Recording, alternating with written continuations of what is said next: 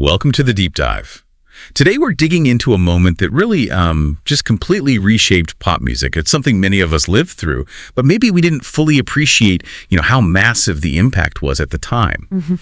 Our deep dive today, it's all about how one artist, Britney Spears, didn't just drop a song. She launched a pop revolution. It's fascinating, isn't it? Looking back at the late 90s, everyone was kind of holding their breath for Y2K, all that anxiety about computers crashing, maybe the world ending. Well, not quite, but while the year 2000 arrived without that kind of chaos, something else really did change things fundamentally.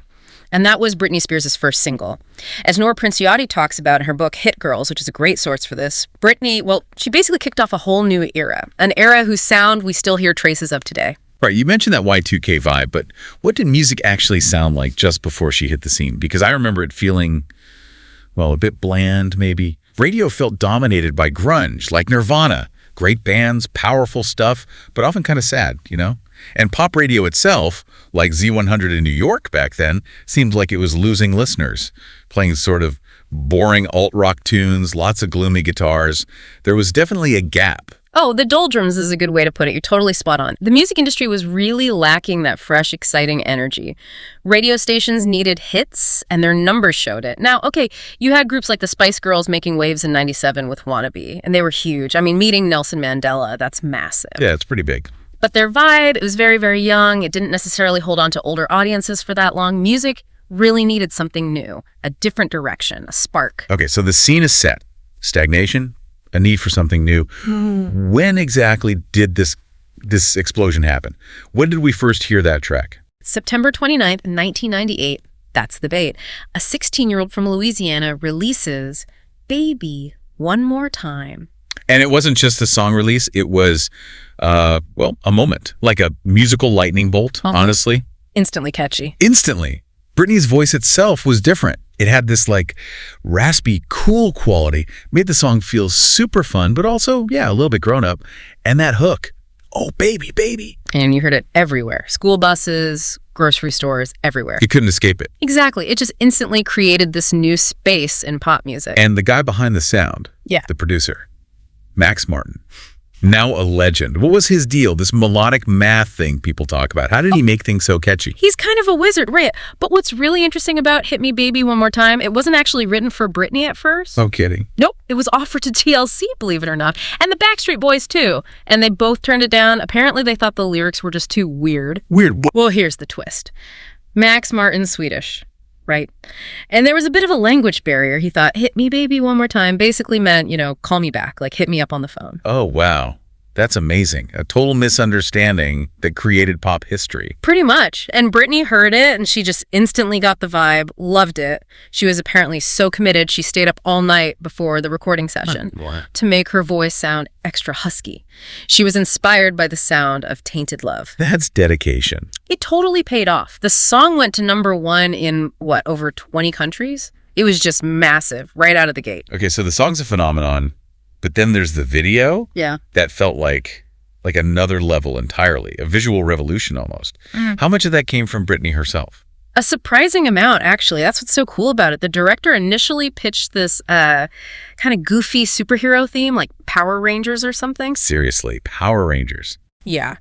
And Britney apparently just shut it down. She was like, no. She had this really clear idea. She wanted to show, quote, what it was like to be a teen girl.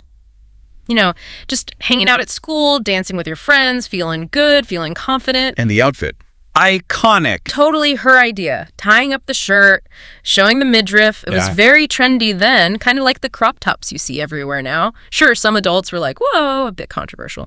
But for her fans, it was perfect. And that video lived on MTV's TRL, Total Request Live. Remember that? Oh, yeah.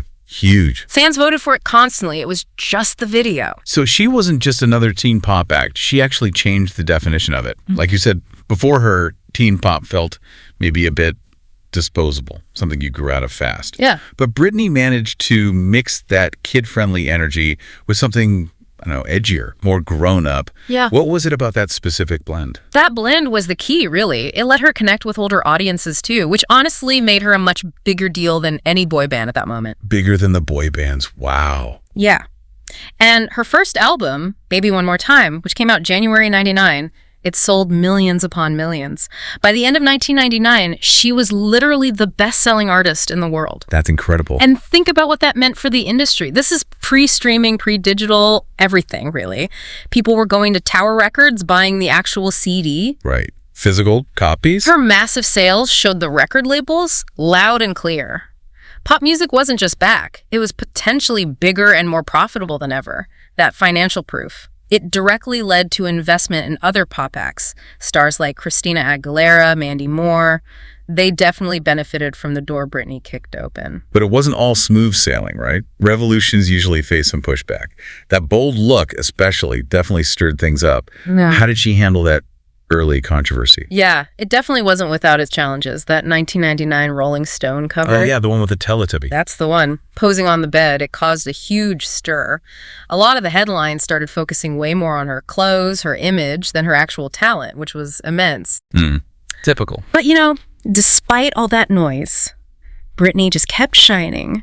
And her next big hit, Oops, I Did It Again, even had that line, I'm not that innocent. Right. It felt like a nod to it all. Like she was saying, yeah, I'm growing up. I own this image. She was pretty savvy looking back. So beyond the initial explosion, beyond the hits and the controversies, what's the long-term legacy? How did she really, truly pave the way for what pop looks like now? It's huge, honestly. Think about Max Martin.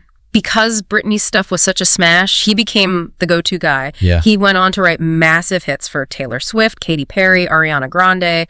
The list goes on and on. So her success fueled his career, which fueled others. Exactly. And Britney herself, she kind of wrote the playbook on how to balance being super fun and accessible, but also a little daring. How to command attention with the whole package. The music, the look, the performance. You could argue that today's biggest icons, people like Beyoncé, Taylor Swift, they owe a little something to the trail Britney blazed. Like Nora Princiotti says, Britney made pop music exciting again. She created this space where women could be bold, creative, and importantly, in charge. It's easy to get caught up in the phenomenon, the global pop star. But her actual story, her personal journey, it's also about incredible hard work, isn't it? And courage. Yeah. Where did that drive originate? It really is a story of sheer perseverance. She came from small-town Mississippi originally. Dad worked construction, mom ran a daycare. Pretty normal background. But she started performing super young, like 4 years old, dancing and singing constantly. By 8, she was already actively trying to become a child star. 8 years old. Yeah, which eventually led her to the Mickey Mouse Club. Right, with Justin Timberlake, Ryan Gosling. Right. Quite the graduating class. Seriously.